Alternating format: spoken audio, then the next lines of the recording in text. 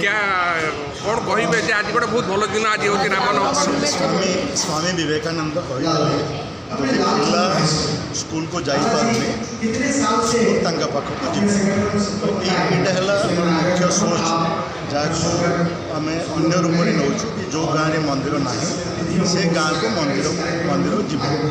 से गाँव लोक मैंने मंदिर भगवान को दर्शन करेंगे यहाँ है मुख्य उद्देश्य से मंदिर रथ जो आम कहूँ गोटे गाड़ी में भगवान रे भगवान पूजा कर सनातन धर्म विश्वास कर सनातन मुख्य उद्देश्य सर यहाँ केवल ओडिशा रे बुलिबो ना अन्य जगह आम ओडिशा भारत वर्ष में 118टा मोबाइल वैन आज दिन में कार्यरत अच्छी ओडिशा रे एबे 3टा या मिसाई 3टा तो ये 3टा